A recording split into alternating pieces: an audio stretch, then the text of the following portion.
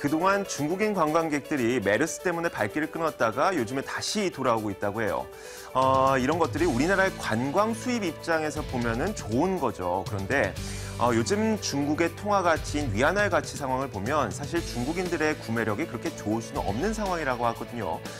이런 것을 우리나라 관광 수입 입장에서 보면 사실 안 좋은 상황이에요. 자, 이렇게 좋은 상황과 안 좋은 상황 두 가지가 있는데 과연 어떤 것들이 더 큰 영향을 미치게 될까요? 자, 일단 제가 중국을 바라보면서 특이하게 느꼈던 게 있어요. 자, 바로 중국이 경기가 그렇게 좋지 못하다 하소연을 하고 울상을 지으면서도 중국인들은 굉장히 해외여행 잘 다니고요. 돈도 참 잘 쓰고 다닙니다. 자, 그리고 위안화 가치가 하락하면서 중국인들의 구매력이 줄어들 수밖에 없는데 그렇다고 하면서도 해외여행 잘 다니고 그리고 돈도 참 잘 쓰고 다닙니다. 과연 왜 이런 현상이 나타나는 것일까요? 자, 일단 여기에서 우리가 답을 찾아볼 수가 있을 것 같습니다. 우리가 숫자로 보는 소비 지표를 보면 사실 진짜로 중국인들의 소비는 줄어든 게 분명합니다. 작년 상반기와 올해 상반기를 비교해 봤을 때 약 2% 정도 중국의 소비가 줄어든 걸 볼 수가 있죠. 그런데 이 중국의 소비를 세세하게 꼼꼼히 뜯어보니까 조금 새로운 것을 발견할 수가 있었습니다. 바로 의식주 그리고 귀금속과 관련된 그런 소비들은 오히려 늘어나고 있었던 것이죠. 중국인들의 의식주와 귀금속, 즉 실생활에 밀접한 품목들은 소비가 오히려 늘어나고 있다는 건데 우리가 해외여행을 갔을 때 자동차나 혹은 유류 제품 이렇게 소비가 줄어들었던 것들 이런 것들을 사오진 않죠. 의식주를 비롯한 귀금속 제품 이런 것들을 사옵니다. 그렇기 때문에 중국의 소비가 전체적으로는 줄었다고 하더라도 우리나라에 들어와서 소비해 갈 수 있는 그런 제품들은 오히려 소비가 늘어날 수 있다는 것이죠. 거기에다 또 한 가지가 있습니다. 바로 위안화 가치 하락인데 이론적으로 봤을 때 위안화 가치가 많이 하락했잖아요. 그런데 이론적으로 돈의 가치가 하락하게 되면 내가 같은 양의 돈을 들고 있다고 하더라도 살 수 있는 물건의 양이 줄어들기 때문에 구매력은 저하될 수밖에 없습니다. 그러면 우리나라를 방문하는 중국인 관광객들이 아무리 늘어난다고 하더라도 그리고 메르스 이후에 정상화된다고 하더라도 우리나라가 벌어들일 수 있는 관광 수입은 그렇게 생각보다 크게 늘어나지 않을 수도 있는 거예요. 이론적으로 이렇다는 것이죠. 그런데 항상 이론과 현실에는 차이가 나기 마련이죠. 자, 현실적으로 보면 이렇습니다. 우리가 해외여행을 가서 사실 돈 생각을 잘 안 해요.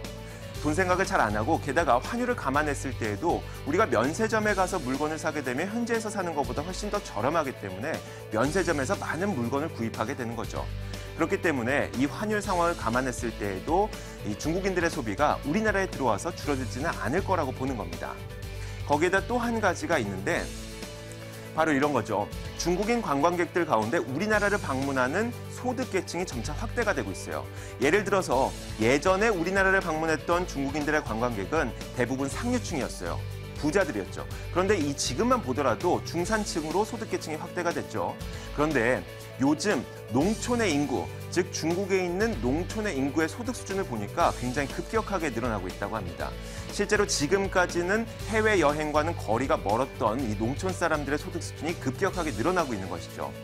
한번 확인을 해보면 여러분들이 지금 눈에 보고 있는 이 회색 그래프가 농촌 인구의 소득 수준이에요. 이렇게 농촌 인구의 소득 수준이 급격하게 늘어나고 있다 보니까 2009년을 기점으로 이 도시에 사는 사람들의 소득 수준과 그리고 농촌에 사는 사람들의 소득 수준의 격차가 굉장히 빠르게 줄어들고 있다고 합니다.